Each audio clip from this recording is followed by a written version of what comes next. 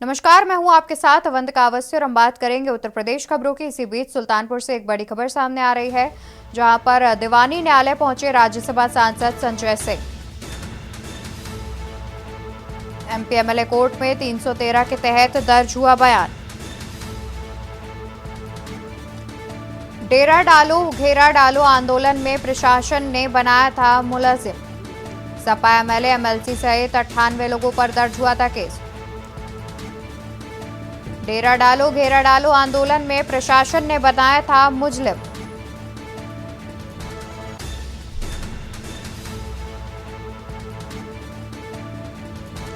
बयान दर्ज कराने के बाद बाहर निकले संजय सिंह।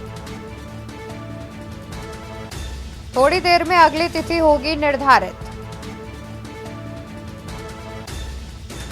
सुल्तानपुर से खबर, जहां दीवानी न्यायालय पहुंचे राज्यसभा सांसद Sanjay Singh. MP MLA court में 313 के तहत दर्ज हुआ बयान। डेरा डालो घेरा डालो आंदोलन में प्रशासन ने बनाया था आरोपी। सपा एमएलए एमएलसी सहित 98 लोगों पर दर्ज हुआ था केस। डेरा डालो घेरा डालो आंदोलन में प्रशासन ने बनाया था मुलजिम। सपा एमएलए एमएलसी सहित 98 लोगों पर केस दर्ज हुआ था। इसी खबर पर ज्यादा जानकारी के लिए हमारे साथ संवाददाता अनिल श्रीवास्तव जुड़े हुए हैं। अनिल, जानकारी सामने आ रही है कि संजय सिंह ने न्यायालय में 313 के तहत अपना बयान दर्ज करवा दिया है। जी मैम, मैं आपको बता दूं, मेरा नाम अरविंद श्रीवास्तव है। डेरा डालो के तहत राज्यसभा सांसद संजय सिंह आज कोर्ट में पेशी हुई है। तिहाड़ जेल से इनको लाया गया है।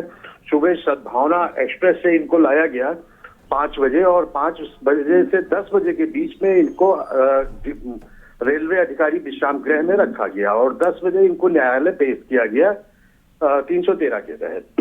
वहां आज इनका बयान दर्ज होना था। बयान दर्ज होने के बाद अभी कोर्ट परिसर में ही कार्यवाही चल रही है, और जो भी प्रतिक्रिया अभी सामने निकल कर आती है उसको आपको अवगत कराया जाएगा।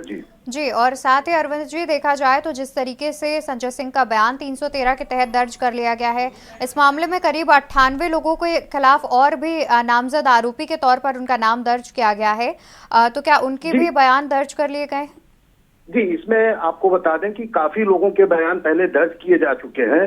संजय सिंह का भी कई बार तारीखें पड़ी, लेकिन कोर्ट माफीनामा देकर के इन्होंने राहत ले ली। लेकिन अब की बात ये, जब इनको बुलाया गया तो जेल की परमिशन के साथ साथ शासन की परमिशन के साथ साथ इनको अनुमति मिली और यहाँ पे आए, ये अपना बयान दे रहे हैं। और इन्हीं के साथ सपा एमएलसी उस समय के शैलेंद्र प्रताप सिंह थे, काफी और लोग थे, जिसमें 98 लोगों का नाम है।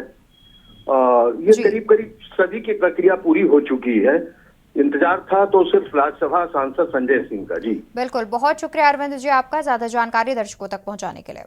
तो ये थे सुल्तानपुर से हमारे जोनल हेड अरविंद श्रीवास्तव जी, जिन्होंने हमें अतिरिक्त जानकारी दी। बता दें कि आम आदमी पार्टी से राज्यसभा सांसद संजय सिंह ने 313 के तहत अपना बयान दर्ज करा दिया है।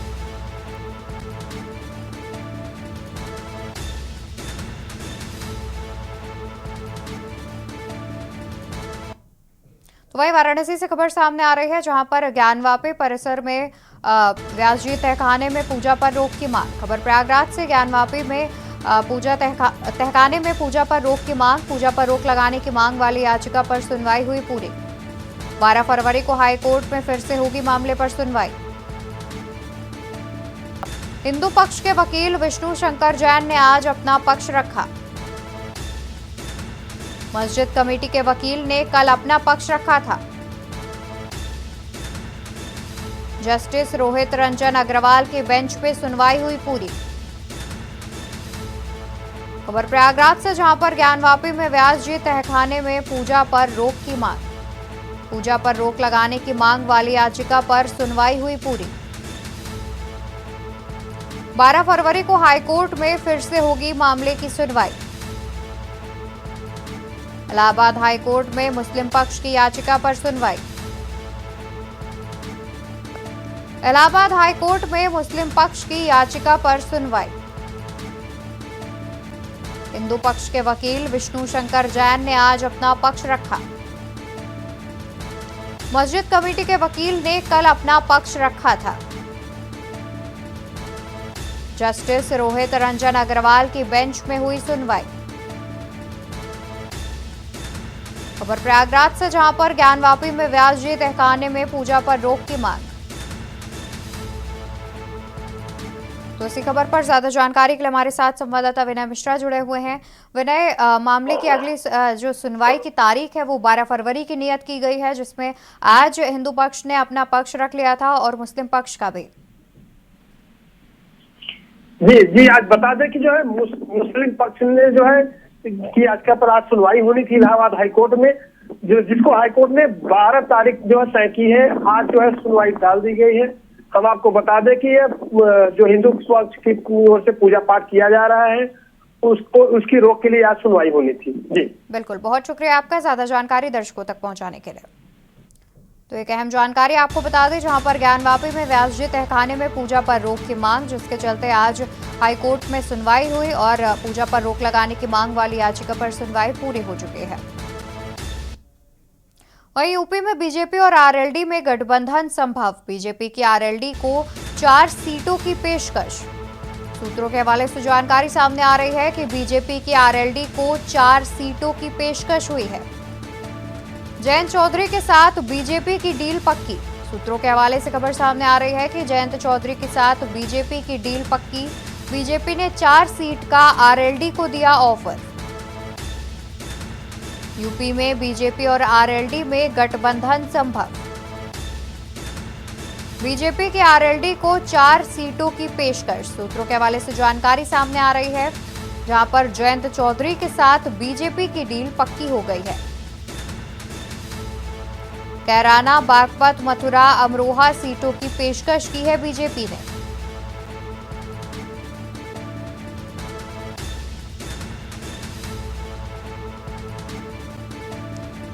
तो वही बता दें कि बीजेपी और आरएलडी के गठबंधन की बात पर सपा महासचिव शिवपाल यादव का बयान सामने आया है, जहां पर उन्होंने कहा कि जयंत कहीं नहीं जाएंगे, बीजेपी अफवाह फैला रही है। शिवपाल यादव का बयान सामने आया, जिसमें उन्होंने कहा जयंत कहीं नहीं जाएंगे, बीजेपी अफवाह फैला रही है। आरएलडी बीजेपी गठबंधन पर शिवपाल यादव बोले। शिवपाल यादव का कहना कि जयंत कहीं नहीं जाएंगे, बीजेपी अफवाह फैला रही है। जयंत कहीं नहीं जाएंगे, गठबंधन के साथ हैं। बीजेपी के लोग भ्रम फैला रहे हैं। 11 फरवरी को हम लोग अयोध्या नहीं जाएंगे। शिवपाल यादव का कहना है कि 11 फरवरी को वो लोग अयोध्या नहीं जाएंगे, हम लोग बाद में रामलला के करेंगे दर्शन।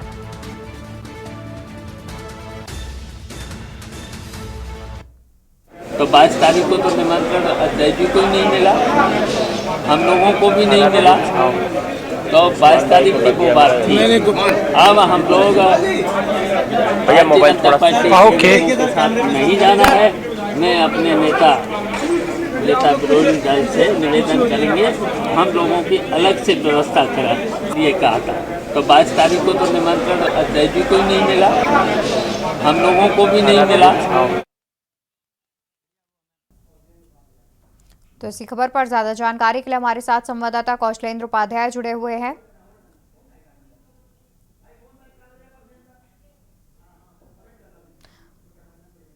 तो हम अपने संवाददाता से भी जानकारी लेंगे। तो एक इस वक्त तो बड़ी खबर सामने आ रही है, जहां पर बीजेपी और आरएलडी के गठबंधन की बात सामने आ रही है।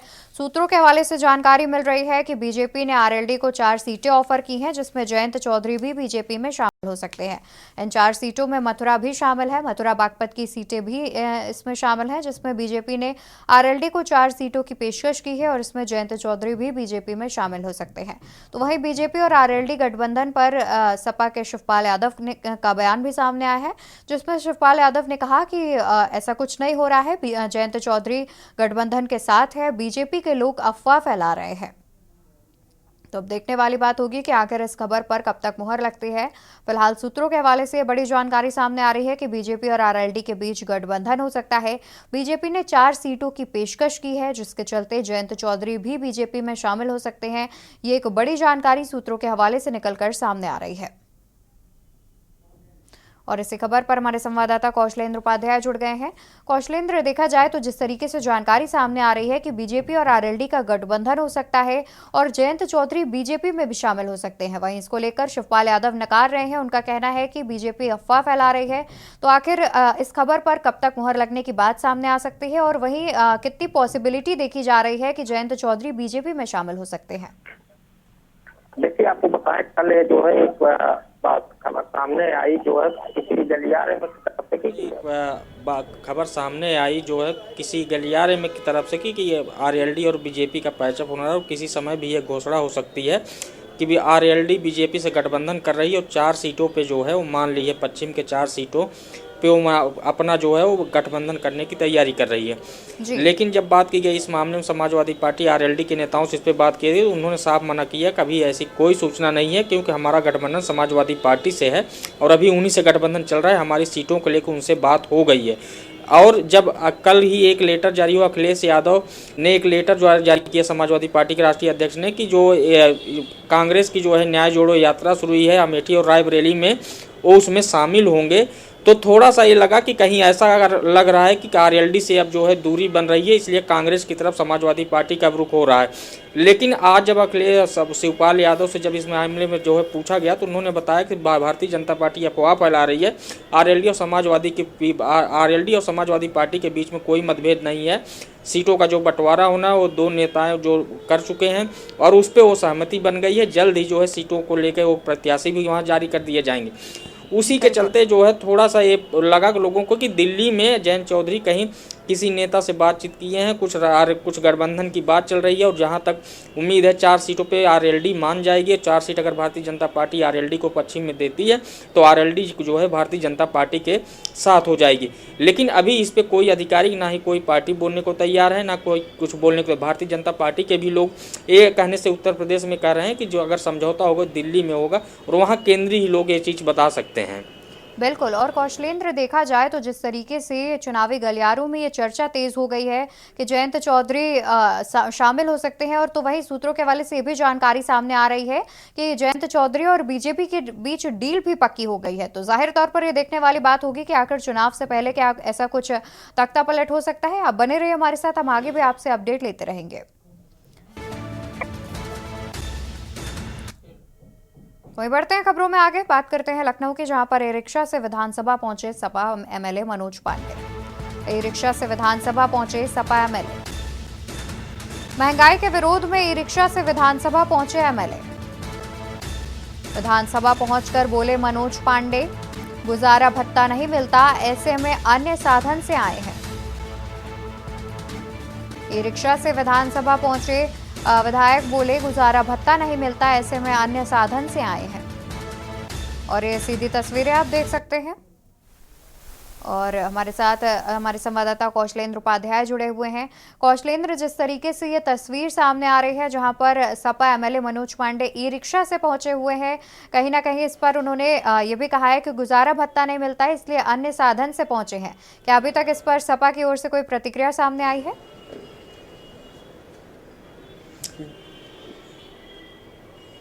जी बिल्कुल, देखिए आपको बताएं कि समाजवादी पार्टी महंगाई और बेरोजगारी को लेकर लगातार सत्ता पक्ष को जो है सदन से लेकर सड़क तक जो है विरोध कर रही है।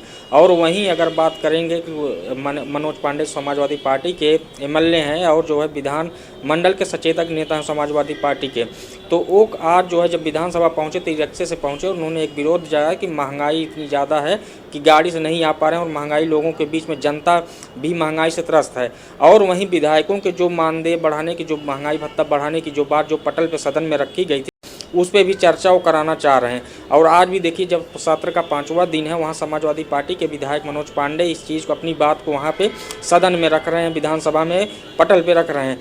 तो ये चीज़ें हैं जो विरोध करने का एक तरीका जो उनका समाजवादी पार्टी का है।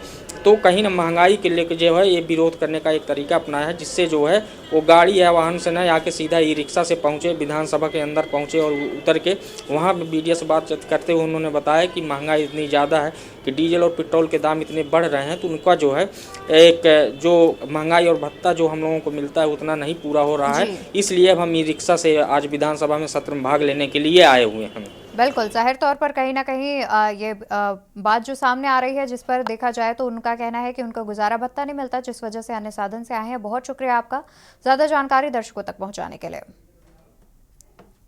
वहीं खबर आपको फतेहपुर से बता दें, जहां पर अनियंत्रित पिकअप ने 5 बच्चों को रौंदा। एक की मौके पर दर्दनाक मौत, 4 घायल। बारात में शामिल होने आए थे 5 बच्चे। हुसैनगंज क्षेत्र के बेला मोड़ के पास की यह घटना है, जहां पर बारात में शामिल होने आए बच्चों को पिकअप ने रौंद दिया और एक बच्चे की मौके पर ही मौत हो गई। अनियंत्रित पिकअप ने 5 बच्चों को रौंदा। एक की मौके पर दर्दनाक मौत, 4 गंभीर रूप से घायल बताए जा रहे हैं।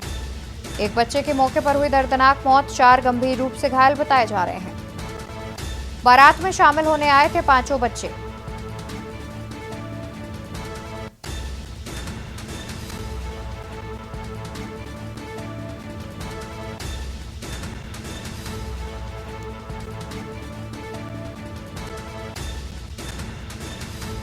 तो इसी के साथ हमारे साथ संवाददाता सुशील शुक्ला भी जुड़े हुए हैं। सुशील, देखा जाए तो जिस तरीके से ये घटना सामने आई है, जहां पर 5 में से एक बच्चे की मौके पर मौत हो गई, तो वहीं 4 गंभीर रूप से घायल बताए जा रहे हैं। क्या अभी तक जो पिकअप के चालक है उस पर कोई कार्रवाई की गई है? जी जी, पिकअप जो है पुलिस की कस्टडी में आ गई है और थाने में खड़ी है। पुलिस की कस्टडी में ड्राइवर भी है और पिकअप भी थाने में खड़ी है जी। और कल रात शादी समारोह का कार्यक्रम चल रहा था। हुसैनगंज थाना क्षेत्र के झारखंडी का पुरवा पड़ता है मवई में। तो वही कार्यक्रम के दौरान ही बच्चे कार्यक्रम में शामिल होने गए थे, तो उसी दौरान पिकअप आई है और 5 बच्चों को रौंदते हुए चली गई है, जिसमें मौके पर ही एक बच्चे की मृत्यु हो गई है और 3 गंभीर घायल हैं और एक को मामूली चोटें थी, जिसको वहीं हुसैनगंज सीएचसी से ही इलाज चल रहा है। लेकिन सुशील, साथ ही ये भी जानना चाहेंगे कि जो 4 बच्चे घायल बताए जा रहे हैं, उनकी स्थिति कैसी है फिलहाल? जी, एक की स्थिति सामान्य बताई जा रही है, लेकिन 2 गंभीर रूप से घायल हैं, जिनका इलाज अभी भी चल रहा है। बिल्कुल, जाहिर तौर पर बेहद दर्दनाक घटना है। बहुत शुक्रिया आपका ज्यादा जानकारी दर्शकों तक पहुंचाने के लिए। तो ये अहम जानकारी आपको बता रहे हैं, जहां पर हादसे में एक बच्चे की मौके पर ही मौत हो गई। बढ़ते हैं खबरों में, जहां पर यूपी में 3 आईपीएस अफसरों के ट्रांसफर। सैयद अली अब्बास अपर पुलिस उपायुक्त आगरा बनाए गए। यूपी में 3 आईपीएस अफसरों के ट्रांसफर। सैयद अली अब्बास अपर पुलिस उपायुक्त आगरा बनाए गए। Doctor Durgesh Kumar DCP police commissionerate Lucknow बनाए गए। विद्यासागर मिश्र का लखनऊ ट्रांसफर हुआ निरस्त। डीसीपी लखनऊ कमिश्नरेट बनाए गए थे विद्यासागर, जिनका ट्रांसफर निरस्त हो गया।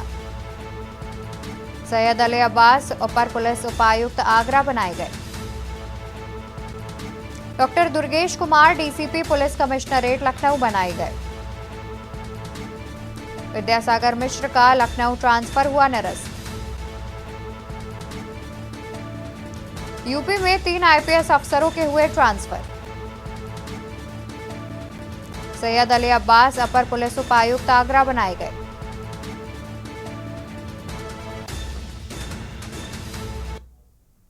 खबरों में आगे बढ़ते हैं, बात करते हैं लखीमपुर खीरी की, जहां पर प्रधान पुत्र का गन्ने के खेत में मिला शव। लखीमपुर खीरी से खबर, प्रधान पुत्र का गन्ने के खेत में मिला शव। प्रधान के बेटे को ट्रैक्टर से घसीटकर उतारा मौत के घाट। पुलिस ने शव को पोस्टमार्टम के लिए भेजा। ईसानगर थाना क्षेत्र के मिर्जापुर गांव का पूरा मामला बताया जा रहा है। खबर लखीमपुर खीरी से, जहां पर प्रधान के बेटे का गन्ने के खेत में मिला शव। ग्राम पंचायत मिर्जापुर में एक व्यक्ति का शव गन्ने खेत में पड़ा है। इस सुविधा तत्काल एसएचओ और सीओ धोरारा मौके पर मौजूद हैं। लाश को लेकर के पंचनामा कार्रवाई की जा रही है और पोस्टमार्टम कार्रवाई के लिए भेजे जा रहे हैं। तहकीकात जैसे होती हैं उस पर वैधानिक कार्रवाई की जाएगी। और कारण क्या है, हत्या हुई है नहीं हुई है, हत्या किन कारणों से की गई, इसकी सब जांच की जा रही है। तो एक खबर प्रयागराज से सामने आ रही है, जहां पर माघ मेले की सुरक्षा से जुड़ी बड़ी खबर आपको बता दें। माघ मेले की सुरक्षा से जुड़ी बड़ी खबर। यूपी 112 की आपातकालीन सेवाएं जल में रहेंगी उपलब्ध। श्रद्धालुओं की सुरक्षा के मद्देनजर की गई तैनाती। स्नान घाटों पर पुलिस के साथ बोट की गई तैनात। यूपी 112 की आपातकालीन सेवाएं पानी में भी अब उपलब्ध रहेंगी। माघ मेले को देखते हुए ये फैसला लिया गया, जहां श्रद्धालुओं की सुरक्षा के मद्देनजर पुलिस की तैनाती पानी में भी की गई है। स्नान घाटों पर पुलिस के साथ बोट की गई है तैनात। बोट में पुलिस के जवान और गोताखोर किए गए तैनात। खबर प्रयागराज से, जहां माघ मेले की सुरक्षा से जुड़ी बड़ी खबर। यूपी बता दें कि माघ मेले की सुरक्षा से बड़ी खबर हम आपको बता रहे थे। तो वहीं उत्तर प्रदेश खबरों में फिलहाल के लिए बस इतना ही। ऐसी बड़ी खबरों के लिए आप देखते रहिए के न्यूज़ इंडिया। नमस्कार।